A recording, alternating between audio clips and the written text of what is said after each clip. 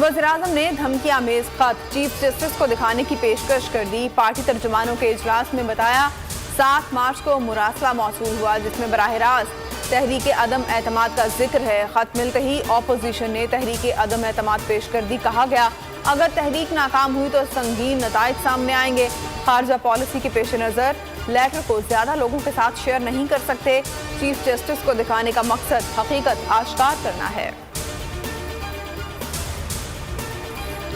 खत को कल पार्लियामेंट के इन कैमरा इजलास में पेश करें। शाहिद खाकान अब्बासी का मुतालबा, कहते हैं वज़ीर-ए-आज़म पार्लियामेंट को एतमाद मिले, हम इनके साथ हैं। जिस मुल्क ने धमकी दी है उसके सफीर को फौरी मुल्क बदर करें। मरियम नवाज ने कहा जाली वज़ीर-ए-आज़म का सुप्रीम कोर्ट को खत दिखाने का मकसद है मुझे बचा लो, सुप्रीम कोर्ट को अपने शर और फितने से दूर रखो।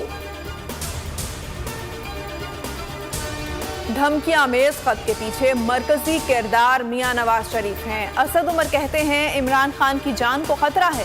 फवाद चौधरी बोले पहले ही कहा था नवाज शरीफ को बाहर ना जाने दें, ऐसे लोग बाहर जाकर आलमी इस्टेब्लिशमेंट के हत्थे चढ़ जाते हैं।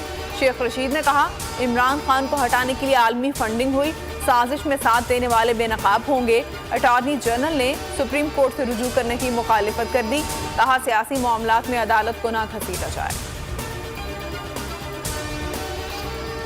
बिलावल कहते हैं दुनिया की पहली साजिश होगी जहां साजिश करने वाले खत लिखते हैं। सहाफ़ी ने पूछा क्या चौधरी बरादरान की वापसी की गुंजाइश है। बिलावल बोले अगर आप जबान पर कायम नहीं रह सकते तो आप कुछ भी नहीं हैं। MQM के मुतालिबात पर ना नहीं की, मुल्क और कराची की तरक्की के लिए MQM के साथ मिलकर काम करेंगे। ट्वीट में लिखा असलम बोतानी ने हुकूमत छोड़ने का ऐलान किया है, वो हमारे साथ शामिल हो गए हैं।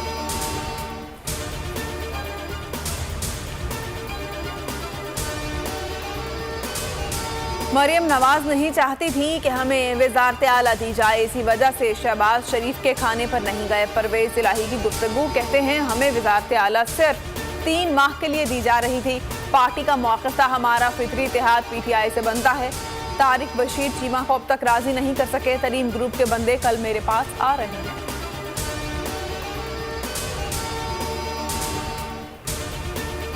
काफ लीग वाले हमारे साथ चलने को तैयार थे, रात मुबारकबाद देने आते हैं, सुबह कहीं और चले जाते हैं। आसिफ अली जरदारी की तनकीद, कहा यह रवैया समझ से बालातर है। जिसको अपोजिशन नामजद करेगी वही वज़ीर आला पंजाब होगा। सूबे में तब्दीली लाएंगे, हमारे नंबर्स पूरे हैं।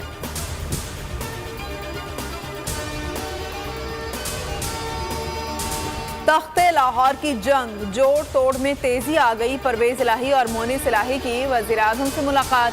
अयाज सादिक और साद रफीक ने तरीन ग्रुप से रब्ता किया। फवाद चौधरी और परवेज खटक ने तरीन ग्रुप को तहफ़्फ़ुज़ात दूर करने की यकीन दहानी कराई। चौधरी बिरादरान का बियान चौधरी से रब्ता।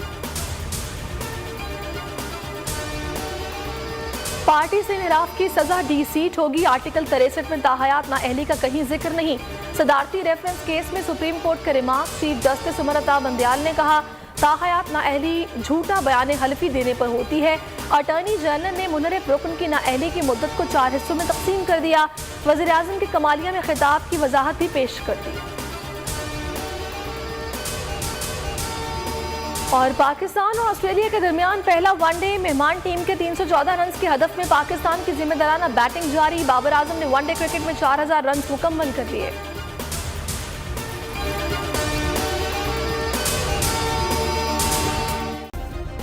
सब्सक्राइब करें और बेल दबाएं ताकि कोई खबर रह न जाए।